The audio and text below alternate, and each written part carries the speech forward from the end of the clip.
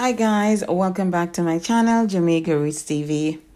Hope you all having a relaxing Saturday. I know for us as Jamaicans, most of us would be doing our cleaning, going to the supermarket and the market, and cooking our soup. Saturday is usually a soup day for us. So and most of us will be taking it easy today. I know some people still have to go to work. And we're just here to report the events of what took place on January the 6th. I was waiting for more information to come out because it was a bit sketchy as to what exactly happened in Accompong Town. We were there doing some filming as well, like a few weeks ago. So this is really, shocking to hear all this unfolding on January 6th. So as we know, January 6th is usually the celebration of Captain Cudjoe's birthday and also the signing of the peace treaty with the British, which actually occurred on March the 1st, 1739. So this would have been the 284th year. So it was supposed to be a big, joyous celebration, daytime celebration, and, this tragedy unfolded. So our sincere condolences to the family of Lloyd Davis from Bethsalem district. You have a lot of adjoining districts, not just Accompong. Most of these people are Maroons, and they would be in districts like Tantan, Aberdeen, Bethsalem, Harmonial, Whitehall. There's a lot of districts surrounding the Accompong Town community as well. And these residents in these districts would have also voted because they're allowed to vote, because most of them, as I mentioned, are Maroons. So they would be voting to elect the chief of the Accompong Town Maroons. So, boy, this is a hard one because it's really, really hard for us to start absorbing that this really happened on January the 6th, right? This is supposed to be a big celebration. We had families there. We had people from abroad, all of that. And then this tragic event happened. So we're praying for speedy recovery for those who were injured. The youngest, I believe, was 6-year-old. And we're going to give you more information on that later. And we're just going to go right into Chief Richard Curry's statement dated January 7th. That was yesterday. Okay. After all of this event unfolded on January 6th, he has issued a statement. I believe this is his second one. It says, Maroons today are quite disheartened, shocked, and left with few words to describe the events which took place at our sacred annual event. Somewhere close to 9 p.m. last night, on my way home, I heard gunshots being fired after the traditional daytime ceremonies were completed. I had just been in the same location of the shooting only minutes before while passing by an evening event to make a public reminder that persons not living in the community may have a curfew restriction according to Jamaica's current law. I also expressed that they should have a safe night and practice COVID protocols. So that statement is from Richard Curry. And we also have some more information coming out this morning. And I'm also going to enlighten you on that as well. So it says here, this is from the Loop News. It says, the Independent Commission of Investigations INDECOM responded to and began an investigation into a shooting incident by an off-duty police officer in Accompong St Elizabeth on January the 6th. The shooting incident resulted in the death of Lloyd Davis and the injury of 5 persons, to include 2 young children ages 6 and 11 years old. All 6 persons were reported to have received gunshot wound injuries. It is reported that the off-duty police officer was in attendance at an event in the Accompong community when the officer allegedly attempted to intervene in a fight between 2 men. It is alleged that the officer was subsequently attacked, during which the officer discharged his service Glock pistol. No firearm was reported as retrieved from the incident scene. The officer reported that he was injured during the altercation. Indicom processed the incident scene to include the collection of forensic exhibits and the firearm of the concerned officer. Witness canvassing was also conducted by the investigative team. The concerned officer did not make himself available to provide an initial account or to formally receive a Section 21 notice, which advises of an interview and a request for the submission of a statement.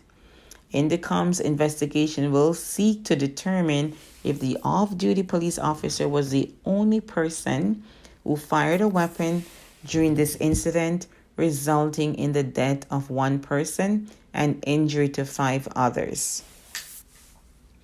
The account of the injured persons will be collected at an appropriate time. Indicom is appealing to all persons who witnessed or may have any information in relation to the incident to contact the Commission's head office and share any details that will be useful to the ongoing inquiries. Okay, so that is from the Loop News. So now we're learning more about what actually unfolded in Accompong Town. Okay, so it's really tragic that something like this had to happen. I mean, we're all one family. We're all Jamaicans. So why are we always, so a little bit so aggressive to each other? If something occurs, we can try to, de-escalate, try to solve it in an amicable fashion. There's no need for violence, right?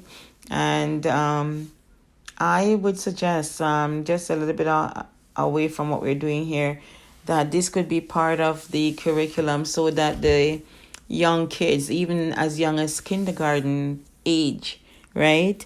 Like say from the time they step into kindergarten, you start giving them courses and workshops on how to resolve issues, how to solve issues without any type of physical violence or otherwise, right? How to discuss things, how to because you can't have it just your way. It has to be split in the middle. Sometimes you have to tell them that it's not just your way. We have to find common ground, right? In order for us to coexist, right? Because we're not alone in this world, so we have to find ways to solve issues between each other, right? Or among each other. Okay, so that's my piece on the whole situation. We're hoping for a speedy recovery. I personally know one of the injured persons, and we're just hoping and praying that she makes a speedy recovery. Sometimes, this thing can replay in your head, so you may have to get some type of counseling to get over something like this.